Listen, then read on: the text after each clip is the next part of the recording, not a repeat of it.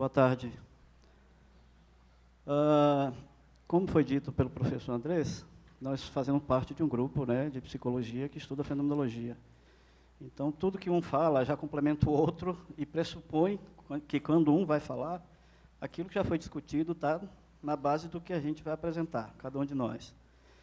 E como eu sou psicólogo clínico e trabalho especificamente com crises psíquicas, sofrimento psíquico, crises psicóticas, tentativa de suicídio, que é a minha área específica, é a psicopatologia, eu trabalho especificamente dentro da área de saúde mental, dentro da Universidade de Brasília, montando um serviço como o professor Andrés fez aqui. Ele fez o escritório de saúde mental, e na Universidade de Brasília eu criei o núcleo de estudo, pesquisa e atendimento em saúde mental e drogas, isso no Instituto de Psicologia. Tá? E, em especial, em maio do ano passado, quando houve o suicídio de uma estudante nossa, publicamente, num dos prédios mais altos, chamou a atenção da comunidade inteira, saiu no jornal. A gente disse, nós precisamos fazer alguma coisa, porque isso está acontecendo na universidade, no espaço da universidade, nas relações da universidade, a gente precisa parar para pensar. E, sendo psicólogo e muito preocupado com a questão de que algumas pessoas estão nessa condição e visualizar, vivenciar, passar pelo sofrimento ou se incomodar com o que aconteceu, pode desencadear em algumas pessoas também esse efeito, que é inclusive o que a gente chama, do ponto de vista da literatura, do efeito Werther, que é aquele caso que o Goethe escreveu sobre um rapaz que se apaixonou por uma moça, que não quis ficar com ele, se suicida, e na época as pessoas que liam e que estavam na mesma situação se suicidaram. É o que chama efeito Werther. Né? Pelos mesmos motivos, ou parecido com os mesmos motivos, as pessoas podem ser motivadas a tirar sua própria vida. Preocupado com essa questão, a gente fez, então, o núcleo, organizamos um mínimo de pessoas para poder fazer esse núcleo para atender. E, de maio a dezembro, quando eu comecei a fazer esse núcleo, nós atendemos mais de 200 pessoas. Ou com tentativa, ou com ideação, ou precisando de ser internado, né, ou precisando de orientação, né, ou desistindo da vida, ou sem sentido na vida, várias possibilidades. Então, esse é um tema que está do nosso lado, na universidade, como está no mundo. Né, pode estar dentro de casa, pode estar na vizinhança, pode estar nas nossas relações de amizade, está nas nossas relações de trabalho, está nas nossas relações na universidade. Então, é um tema que a gente precisa parar para pensar. Né? E, a partir disso, eu assumi um cargo administrativo e que criei uma estrutura para a gente pensar isso na universidade. Então, o que eu vou passar para vocês é um pouco dessa posição fenomenológica, que é o referencial que a gente tem estudado, né, um pouco de algumas ideias que façam a gente pensar sobre a questão do suicídio, que, como o professor Adriano falou, ele é muito facetado, ele é polimórfico, tem vários sentidos. Né, a gente não tem ainda, né, clareza do que seja esse fenômeno em si, pela diversidade, né, e pela especificidade que é para cada indivíduo que vive aquela situação. Então, a gente não tem respostas ainda, a despeito de a gente fazer um grande esforço, né, de estar junto, de cuidar, de tentar entender para melhor acompanhar. E aí aparecem muitas ideias. Eu vou apresentar algumas da minha experiência, obviamente, que esse grupo que eu tenho de intervenção em crises já tem 18 anos, né, primeira intervenção precoce. Esse com o suicídio, claro, que quem faz crise do tipo psicótica também pode tentar suicídio. Então, o suicídio, o tema, está dentro dessa que eu faço há 18 anos. Mas, sobre a questão da tentativa de suicídio no ambiente universitário, né, tem 2 anos para cá, que pelo cargo que eu assumi, a gente começou a fazer esse trabalho. Então, o que eu vou tentar dar algumas ideias, né, e dizer como a gente faz. Apenas como uma possibilidade, assim como eu acho que tem o escritório aqui, que é uma possibilidade, é uma vivência específica da USP, o que nós estamos fazendo lá é o que diz da nossa cultura, da nossa realidade, da forma como a universidade se estrutura, da forma como Brasília é, da forma como as relações se estabelecem. Então, são modelos, né, que eu diria que se complementam no sentido de que falam de outras experiências, mas que também ajudam a gente a pensar a nossa própria realidade. Né? Então, eu vou tentar falar um pouco, e rapidamente, porque os 2 professores que me antecederam, do ponto de vista teórico, falaram bastante sobre a questão de vida, suicídio e subjetividade, né? E trazer isso para dentro de uma coisa que é da relação, porque nós estamos falando da comunidade universitária. Nós precisamos falar da vivência individual à intersubjetiva. Não pensar apenas no indivíduo que está com a ideação, que tentou ou que morreu, mas o que isso significa nas relações. E, no nosso caso, o que isso significa nas relações universitárias. E, nesse particular, a partir do cargo que eu assumi, nós criamos uma diretoria onde a gente pensa a questão da saúde mental nos 3 segmentos. Porque não é só os estudantes que estão sofrendo, embora esse seja o maior número, né? Tá? Mas tem professor sofrendo, tem servidor sofrendo, e o aluno vai procurar esse professor e vai procurar esse servidor, né, em sofrimento, quando o outro está em sofrimento. Então, tem coisa da relação na universidade que a gente precisa parar para pensar.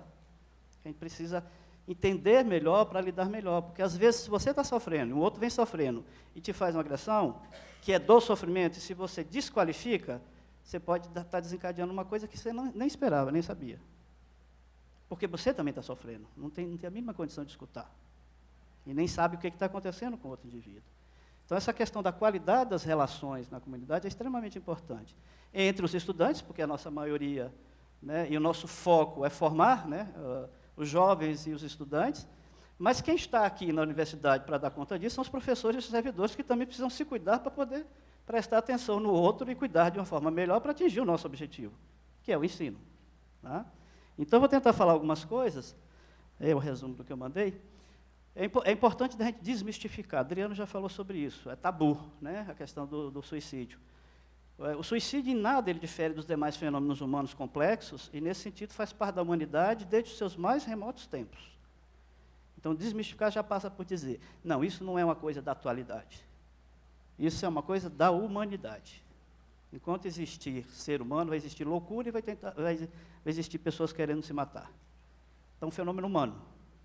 E não apenas da atualidade, dos tempos atuais, ou de responsabilidade da universidade, porque tem essa coisa de dizer, né? É por culpa das relações na universidade que fulano se matou. Como se quisesse procurar um responsável por uma coisa que é do humano, que é muito mais amplo do que é a própria relação na universidade, ou a própria relação em casa, ou nas relações de amizade, nas relações de intimidade. Tá? Então, é preciso desmistificar, desconstruir narrativas naturalizantes. O que é isso?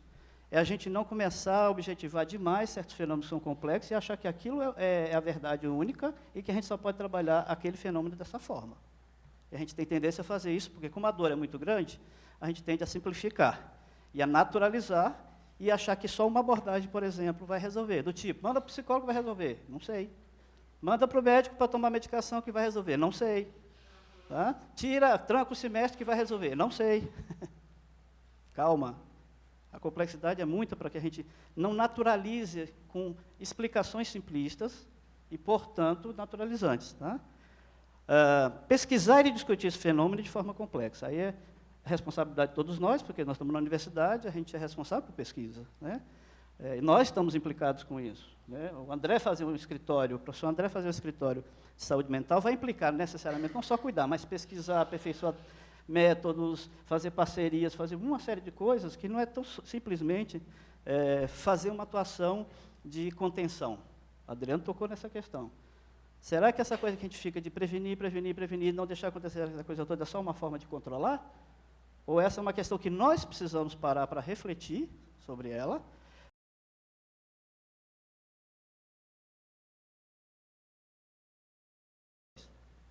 Que, ultimamente, está difícil a gente fazer isso nas relações com a tecnologia, que nos distancia. Eu tenho uns 15 grupos, mas quando chega meia-noite eu não tenho ninguém em casa. Eu tenho milhões de seguidores, mas quando eu estou sofrendo não tem um que eu possa falar. Coisas da atualidade, ou seja, a qualidade das relações interpessoais, que se caracteriza na universidade, porque a gente vem estudar aqui, ou vem ensinar, ou vem trabalhar aqui, precisam ser pensadas como mais um lugar de humanidade, de relações humanas intersubjetivas que façam sentido para essa comunidade. E que, às vezes, a gente está perdendo, né? Ah, não, vou lá só fazer tal disciplina e vou embora. Ah, não, vou só dar minhas 6 horas de trabalho e vou embora. Vou dar minha aula e vou embora. Como se a universidade não fosse um lugar onde as relações também precisam ser pensadas e repensadas continuamente. Até pelas mudanças sociais, políticas, né, da pós-modernidade e tudo mais. Tá? Então, em diferentes épocas, o suicídio adquiriu diferentes conotações valorativas, como pecado, loucura, castigo, liberdade, ou mesmo direito. O Adriano tocou rapidamente nisso aí. Eu estou lendo a história da loucura, num livro recente, em que, na Idade Média, como a burguesia nascente achava que a vida era do rei, né, e era quem detinha poder, quem se suicidava, o rei mandava enforcar e esquartejar, porque ele não tinha direito de fazer isso. Quem tem direito de fazer isso era o rei. Olha o sentido que se dava ao suicídio. Não interessava o indivíduo, interessava o poder que eu tenho sobre, efetivamente. Então, são coisas que, na humanidade, receberam várias conotações valorativas, morais, né, de valorização ou valoração negativa ou positiva. E aí, a minha contribuição, por trabalhar com crise, e agora bem focado nessa questão do suicídio na universidade, a visão fenomenológica que eu resumo, e aí peguei só alguns autores, o professor Tommy falou do Russell, né, falou de Henry, nós temos vários outros, e que, enquanto fenômeno da vida, o psiquismo, a subjetividade, o ser das pessoas, contempla dimensões subjetivas, psicológicas, corporais, intersubjetivas, valorativas e espirituais. Tá? Para chamar a atenção do quê? Quando eu falo de psiquismo ou de subjetividade, eu não estou falando somente do psicológico. Para a fenomenologia, a gente está falando desse conjunto inteiro. Então, peguem essa ideia, tragam para a sua vida e se perguntem, como é que eu estou psicologicamente? Como é que eu estou fisicamente? Como é que eu estou nas relações? Qual é o meu sentido de vida? Como é que está a minha espiritualidade? Essas dimensões, grandes dimensões, que a gente tenta, né, compreender pela complexidade que elas têm, está em todos nós. Só que a gente, às vezes, dá mais atenção ao corpo, ou dá mais atenção ao psicológico, ou dá mais atenção ao mais do que o outro, né? Porque todas elas estão sempre, de alguma forma, sendo consideradas. A grande questão é de perguntar como é que está em termos de, realmente, eu estar bem psicologicamente, eu estar bem corporalmente, eu estar bem nas relações, eu estar bem com o meu sentido de vida, eu estar bem com a minha espiritualidade. Existe alguém que está bem em tudo? Isso também é próprio do mundo. Cada um tem aí a sua própria variação, conforme o que vivencia e o que experimenta na vida. Né?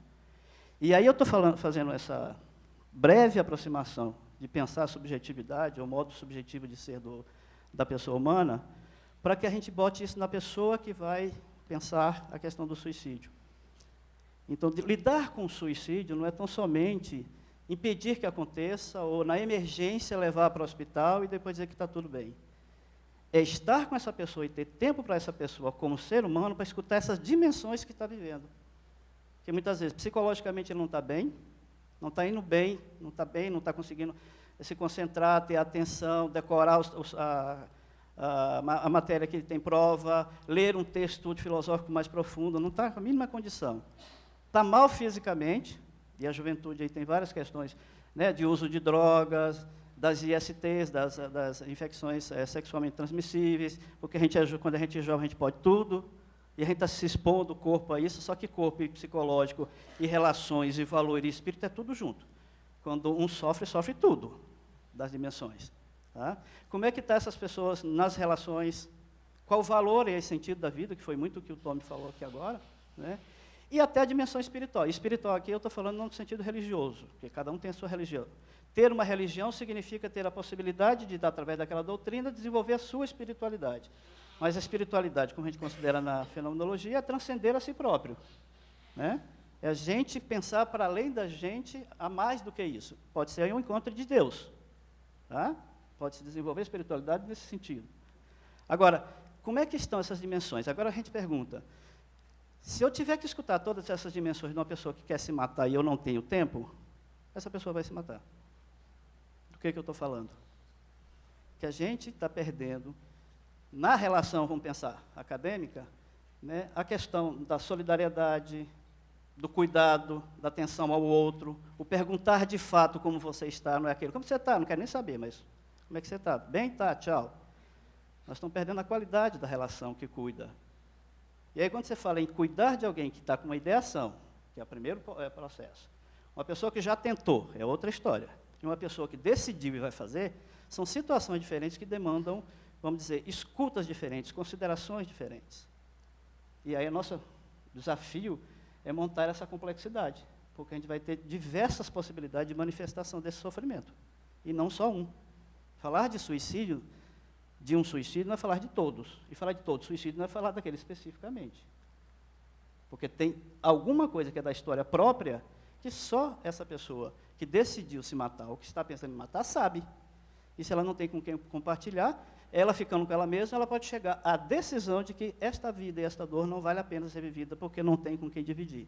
Prefiro morrer. E eu não estou defendendo que a pessoa se mate, né? Que a pessoa morra.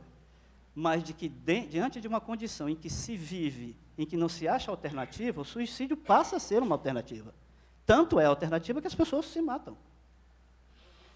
Mesmo que a gente possa entender, do ponto de vista de querer ajudar aquela pessoa, dizer assim, não, decidiu de uma forma torta, né? Decidiu sem condições de ter elaborado melhor, decidiu porque não resolveu tal qual coisa. Mas quando chega num momento em que a pessoa já, em um tempo, pensou, em outras épocas já tentou 3 vezes, a vida não mudou absolutamente nada, está piorando cada vez mais, a próxima ele vai saber como fazer.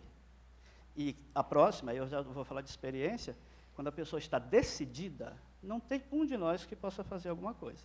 Ele vai planejar a situação em que, de fato, vai dar cabo. Quando a gente chegar, já acabou. Aí entra na questão da liberdade. E também não estou defendendo a liberdade desse sentido, estou fazendo reflexões a partir do que a gente faz com essa situação. Tá? Conversar com a pessoa e dizer, minha vida está ruim, estou pensando em me matar. É uma coisa. Mas por que você está pensando em se matar? Vamos conversar sobre isso para outra coisa. Assim, eu estou muito mal hoje, porque hoje eu já fiz 3 tentativas de suicídio. É outra história. E a outra coisa é um indivíduo deixar uma carta no Facebook avisando a parentes e aos amigos que chegou o dia, não aguenta mais, e que vai se matar, e se mata. Não dá tempo de ninguém fazer nada. Eu estou falando tudo isso por causa da vivência que a gente tem, o desafio que a gente tem de lidar com isso na vida e, se a gente faz o recorte da universidade, dentro da universidade. Como é que a gente pode fazer isso? Tá? Bom, o Husserl fala da consciência intencional, do mundo da vida, quer dizer, são dimensões em que a gente tem como ser humano a subjetividade caracterizada pela consciência que a gente tem, voltada para um objetivo. A gente conhece as coisas quando a gente se direciona a nossa consciência para isso. No mundo da vida, ou seja, nós e o mundo da vida é a mesma coisa. Nós somos o mundo e o mundo somos nós. Né? Se a gente pensar numa pequena redução dessa reflexão. Então, o que eu estou fazendo aqui é vida. Embora eu esteja no papel específico, está fazendo uma palestra na USP, não em Brasília, essa coisa toda, mas o que eu estou fazendo aqui, nesse momento, né, é em uma intencionalidade de transmitir um assunto dentro de uma relação que é de vida, que é vital. Estou falando com outras pessoas para sensibilizar sobre o assunto do suicídio, por exemplo. Tá? E o Heidegger coloca um tema fundamental, quando a gente fala de vida, que ele diz, aí já é outro autor, né? Ele diz que nós somos seres para a morte. Quando nós nascemos, o ser humano, quando nasce, com certeza vai morrer. A gente costuma dizer que é a única verdade que a gente tem, né? A única certeza que a gente tem. Só que isso pode acontecer, e nós enquanto animais humanos, pode acontecer assim que a gente nasce. Como acontece, né, com as crianças que nascem, que morrem logo em seguida que nascem. E mais, a qualidade de continuar na vida é a relação de cuidado. E cuidado significa, o que nos caracteriza como humanos, é que nós somos voltados para essa relação de cuidado. E o cuidado não é só o cuidado bonzinho, é que eu me estruturo na medida em que eu cuido ou sou cuidado e tento passar a vida inteira buscando cuidados ou fazendo cuidados, ou não. Ou não. Eu posso, no caso de decidir morrer, né, com 15, 14, cada vez mais cedo, as estatísticas estão mostrando, né, aumentou muito a tentativa de suicídio dos 10 anos em diante, tá? Aumentou muito os números de suicídio entre os idosos no Brasil, entre os indígenas. Tá? Quer dizer, todas essas têm significados. Né? Isso significa que todos nós temos esse caminho. Agora, quando o Heidegger fala que somos seres para a morte, não é que a gente tem que ficar pensando na morte. Aliás, a gente não gosta de pensar na morte. Né? E toda vez que tem um suicídio, o que o suicídio faz com quem fica é necessariamente pensar na morte. Do outro que foi e na minha que fiquei, como é que eu fico nessa situação. Tá? Mas para quê? Para que você incremente o seu projeto de ser na vida. Pensar que nós somos seres finitos significa pensar que nós vamos ter todo um processo de desenvolvimento para continuar na vida até que ela acabe. Seria o processo natural. Para alguns é assim, para outros não. Fora as fatalidades, né? Pode morrer atropelado, pode morrer de um infarto, E outros podem chegar e dizer assim, essa vida do jeito que eu construí até agora, o que eu vivi até agora, não tem sentido nenhum. É um direito meu de abreviá-la. Novamente, eu não estou defendendo, eu estou dizendo a situação que se apresenta, porque a pessoa que decide tem esse raciocínio outro, que o nosso é tendente a preservar a vida. Né? Seja isso por valor, seja isso por religião, seja isso porque caracteriza a própria vida humana. O valor da vida é o máximo, então a gente tem sempre a tendência de preservar, de querer que a pessoa chegue até o final da vida. Então, quando falou que o natural é de que os pais morram antes dos filhos, né? Quando o pai perde, os pais perdem um filho, é uma dor muito grande. E quando perde um filho, porque o filho se matou, a dor é muito maior. Porque uma foi inescapável, foi pela doença, a outra foi porque decidiu não querer mais estar junto conosco. Aí vem a questão da culpa, vem a questão do sofrimento. Então, o sofrimento não é só de quem se mata, o sofrimento é de quem fica também, que é o que a gente chama de pós-venção, né? Fazer todo um trabalho de dar conta do luto, da dor, que significou perder aquela pessoa importante na relação familiar, por exemplo. Tá? Então, uma das dimensões para trabalhar a questão do suicídio, para mim é muito claramente, nas crises, é trabalhar junto às relações familiares. Não tem como a gente ir atender um caso de suicídio sem ter notificado a família, sem envolver a família. Mesmo que a pessoa que está querendo morrer, diz, eu não quero ver minha família, eu não consigo conviver com a minha família, não quero que você chame, mas vou chamar. Porque é a única pessoa, do ponto de vista formal na vida, que tem responsabilidade sobre o que vai acontecer. Eu, como professor, eu, como psicólogo, tenho minha responsabilidade profissional ou educativa limitada. Mas eu não posso decidir ficar cuidando de você, ou pegar você e internar para você não se matar, porque eu sou seu pai ou sua mãe. Isso é da família. Então, de alguma forma, a gente vai ter que incluir essa preocupação, porque toda vez que alguém tenta um suicídio, ou que tem um suicídio efetivado, o trabalho nosso imediato depois é a pós-venção, é de como acolher a família, como orientar a família, como segurar as dores da família que aquele indivíduo representa. Então, observem, já saímos do escopo de ser somente uma relação dentro da universidade para ser uma relação humana, porque já é relações dentro da universidade de um estudante nosso que tem uma família, que provavelmente tem seus problemas e a humanidade se liga. É responsabilidade nossa cuidar das famílias que estão sofrendo para que os filhos não se matem? Não, não acho que seja isso. Mas é responsabilidade nossa no sentido de estarmos atentos de que alguns dos membros da nossa comunidade que está sofrendo e que precisa de uma ajuda, que a gente possa pelo menos ouvir e dizer assim, o que eu posso fazer? Quem que a gente pode procurar? Como é que a gente pode te ajudar?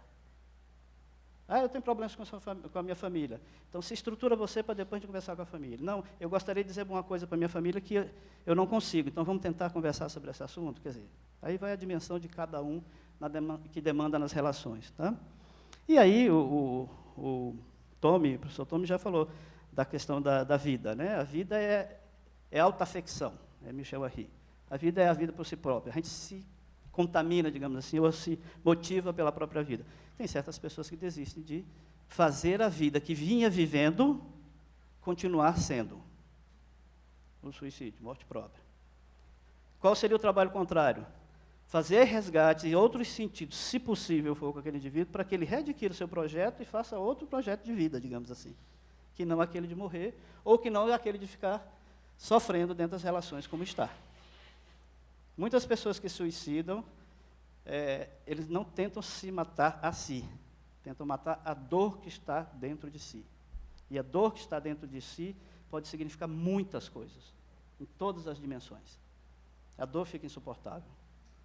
Só que ela tem aquelas dimensões todas, relacionais, pessoais, corporais, existenciais, né? Na vida acadêmica.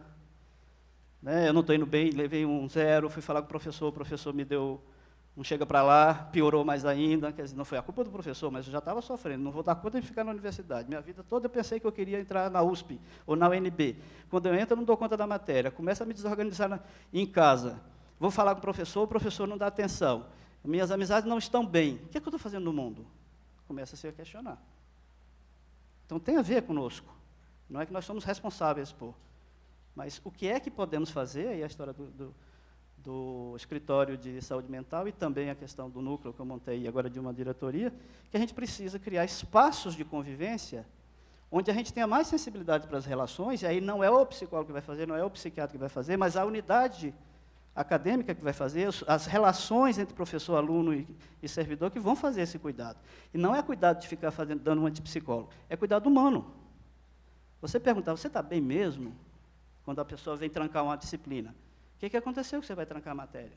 Talvez ali a pessoa já tenha vivendo uma tragédia que ninguém nunca nem perguntou para ela. Ela vai lá, tranca e se mata. E eu nem perguntei. E não precisa fazer a pergunta psicológica. Não precisa chegar, eu vou te mandar para um psiquiatra. É a pergunta relacional humana.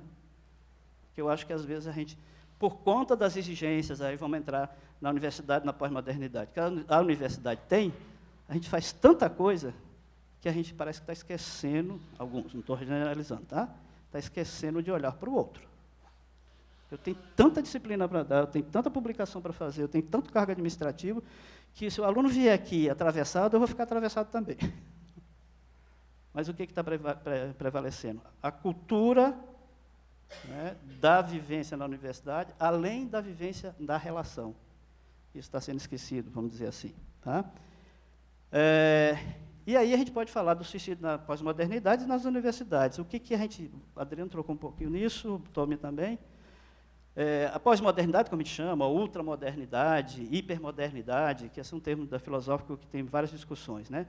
É a propensão a se deixar dominar pela imaginação das mídias eletrônicas, não é fato? Todo mundo aqui tem um celular, todo mundo daqui a pouco vai olhar o Zap, vai olhar o Facebook, vai esse negócio, a gente fica por conta dele. E não tem crítica não, é todos. O Brasil é um dos países que mais tem celular e que mais consome mídias. Olha mais um aspecto da juventude, por exemplo. Né? Antigamente, para poder eu ir na casa de uma namorada ou na casa de um amigo, eu tinha que discar um número com o dedo. Para marcar para ir. Era outra qualidade de relação. Hoje eu teclo e pergunto, se Deus não deu, eu vou procurar outro grupo. É outra vivência. E a gente precisa botar isso em foco, para que a gente não fique dizendo, porque na minha época não acontecia. Porque era outra época, porque era outra vivência, porque era outra forma de qualidade de vida, boa ou má, não sei, mas que não tinha os elementos que a nossa pós-modernidade tem. A colonização do seu universo pelos mercados econômico, político, cultural e social, a celebração do consumo como expressão social, tudo é consumismo, a pluralidade cultural, a gente tem uma diversidade de coisas acontecendo no mundo hoje que não acontecia há tempos atrás. Tá? A polarização social devido aos distanciamentos aquecidos pelos rendimentos, falência das metanarrativas emancipadoras, como a da Revolução Francesa, liberdade, igualdade, fraternidade. A gente já está questionando se isso realmente é o que vale ainda para a nossa pós-modernidade. E as várias mudanças de valores e fantasmas que nos rodeiam na época atual. E aí, eu quero só reforçar aqui, e aí depois falar como é que a gente faz, porque já deu, né, uns 30 minutos, que esses dados em que a gente tem trabalhado muito, e a gente tem trabalhado com pesquisas, com os dados do Ministério da Saúde e tudo mais, são apenas a ponta do iceberg. Tá? Então, por exemplo, no mundo, a gente tem mais de 800 mil tiram a própria vida por ano. Tá? É a segunda maior causa de morte entre 15 e 29 anos. No Brasil, 11 mil tiram a própria vida por ano, em média. É a quarta maior causa de morte entre 15 e 29 anos. Entre os homens, é a terceira maior causa, e entre as mulheres, a oitava maior causa. Isso está falando de várias dimensões, não está falando apenas de uma estatística. Está falando de questões, por exemplo, de países, de culturas, de gênero, de como se vive a vida, de como se vivem seus papéis pessoais. Tá? E aí, nesse quadrinho lá de baixo, à esquerda, quer dizer, à minha direita, mas à esquerda de vocês, de cada 100 habitantes, 17 já pensaram em se suicidar, 5 fizeram plano, 3 tentaram e 1 se suicida. Então, 1 a cada 100 habitantes, 1 se suicida. 3 tentam, 5 ficam planejando e 17 já pensaram. Então, a gente já tem aí uma cadeia enorme de potencialidades. Isso pode estar relacionado a esse quadro aqui da direita, que são várias questões que a gente estuda na psicologia, na psiquiatria, né? Associa a questão de doenças mentais, como depressão, transtorno bipolar, transtornos mentais relacionados com o abuso de álcool e drogas, transtorno de personalidade, né? Da tese hoje de manhã, borderline, por exemplo, esquizofrenia, aumento de risco de associação de doenças mentais, de doenças mentais com drogas, Aspectos sociais, gênero masculino, quer dizer, as mulheres tentam mais e os homens se matam mais, os que têm a propensão de. Isso é uma característica de gênero na nossa sociedade. Os homens são mais duros consigo próprios, os homens não têm paciência e se matam mesmo, as mulheres são mais afetivas, que é o estereótipo que a gente tem, né? Sobre a questão dos papéis de homem e mulher na sociedade. As mulheres são mais afetivas, elas pensam 2 vezes, 3 vezes antes de fazer, mas também fazem. E os homens, por conta do formato em que se formaram desde as gerações anteriores, aí ainda hoje, né, não entram em contato com o sentimento, por isso então acaba logo de vez. Tudo isso são coisas que estão ao redor das questões das tentativas e que representam a possibilidade de acontecer. E vem aspectos psicológicos, condição de saúde limitante, muitas pessoas que têm câncer, dor crônica, trauma medular, AIDS, que não vê mais possibilidade de vida, é uma saída se matar. E aí entra num aspecto também, o Adriano tocou, que é da eutanásia, que no nosso país não é permitido. Portanto, e se fizer isso, está se suicidando. E é contra a lei. Tá?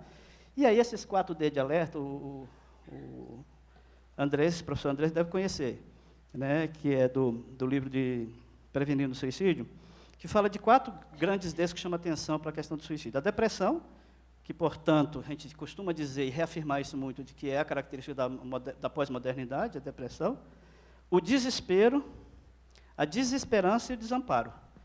Se você conseguir escutar esses 4Ds em qualquer pessoa que está pensando, que já tentou, tá, você vai estar escutando o quê? A depressão, a questão psicológica, o desespero, não tem mais possibilidade de resolver a vivência que está tendo. A desesperança, não vê saída. E desamparo, não tem quem ajuda. Esses 4Ds significa, vou me matar. Então, minimamente escutar esses 4Ds, é óbvio que eu não vou tratar. Se eu não sou psicólogo, se eu não sou profissional, mas se eu escuto que a pessoa está dizendo assim, eu estou deprimido, estou desesperado, porque eu não tenho esperança mais nenhuma na vida, e eu não tenho com quem contar, a luz acende. Essa pessoa tem a possibilidade de deixar a vida. Tá? Bom, aí vou rapidamente aqui, só tinha mais coisa, mas vi que botei muita coisa. Na universidade, estudantes, fatores de risco, condições relativas à vida acadêmica e à saúde, fatores de proteção, apoio social, determinadas estratégias de coping, senso de coerência, autoeficácia, vigor, autoestima, resiliência, entre outras condições psicológicas. Ou seja, para os estudantes, a gente minimamente, para os estudos de Graner e Cerqueira, em 2019, se a gente minimamente cuidar disso aí, a gente está diminuindo a possibilidade de. Dos docentes, identificam um aspecto negativo da saúde, condições físicas e psicológicas do trabalho, ou seja, estão trabalhando demais, né?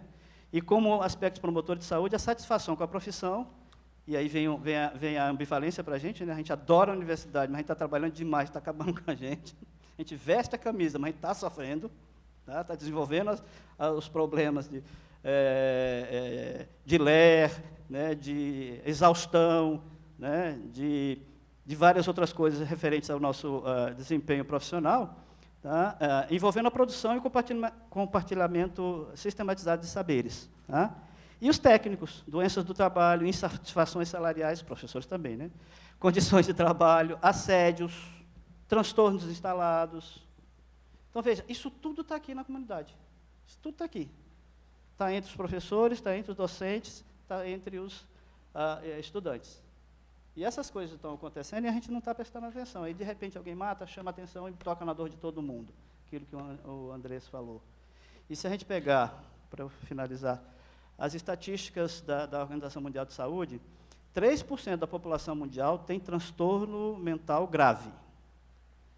12% tem transtorno mental leve, que se chama, que é o que pode ser tratado, no sentido de retomar a vida mais tranquila possível. E 6% tem transtorno mental associado a drogas.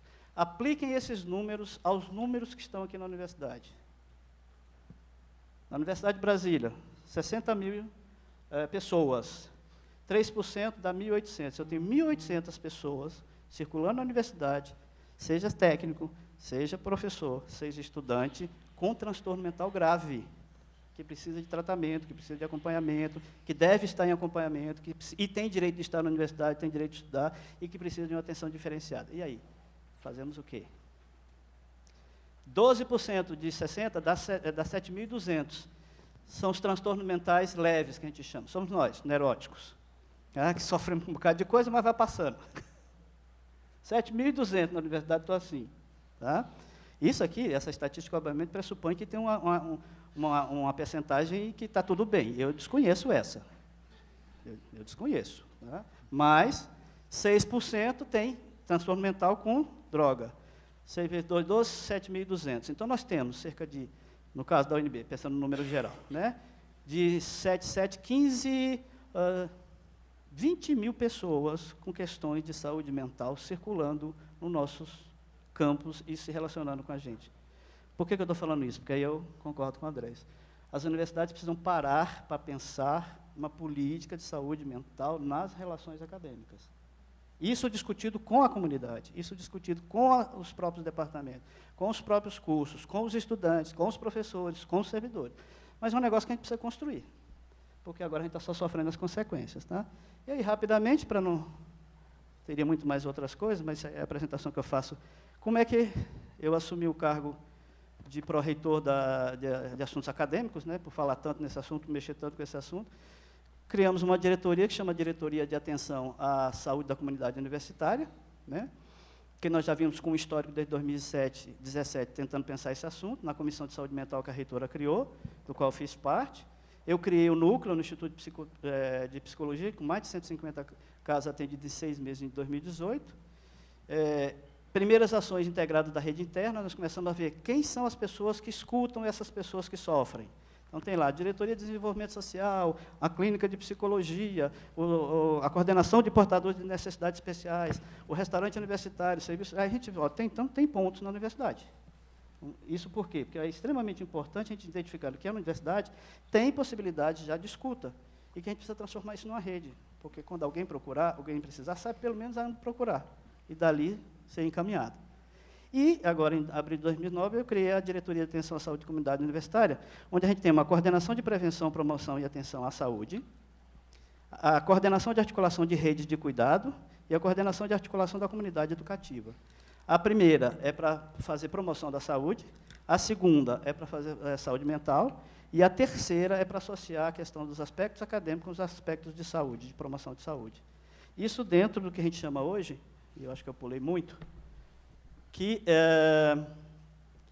é a Universidade Promotora de Saúde. Falei com o professor André hoje. Tem um movimento internacional na Europa e agora na América Latina de universidades promotoras de saúde, onde a gente vai inverter, ou a pretensão é inverter o polo, de não ficar falando só de doença, mas vamos ver quais são os aspectos que existem nas universidades que são promotoras de saúde.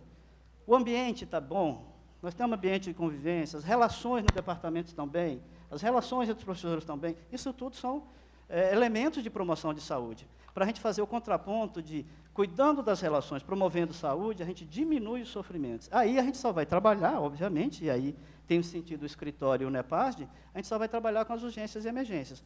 Só que aí, para fechar, a minha posição é muito clara com relação a isso. Não é responsabilidade da universidade cuidar da saúde das pessoas. Isso é obrigação do Estado. Estado significa Estado mesmo ou país. A política de saúde. Nós somos política da educação. Mas a gente não pode tirar a saúde das pessoas que estão aqui. Agora, nas relações acadêmicas, como é que a gente pode estar promovendo, prevenindo, cuidando, para que a gente, articulado com o poder do Estado, de cuidar, a gente faça esse fluxo. Porque a gente não pode transferir essa responsabilidade para nós. Nós não temos gente suficiente para fazer isso. E não tem mais concurso. A gente não vamos contratar um batalhão, não é contratando um batalhão de psicólogos que vai resolver isso. Vai ser a gente mudando a qualidade das relações. Vai ser a gente promovendo saúde nas nossas relações, cada um nos seus espaços, para que a universidade como um todo mude a cultura que está se instalando de dizer a universidade é que está fazendo isso. A gente precisa inverter o polo. Então é isso, só para contribuir na reflexão. Obrigado.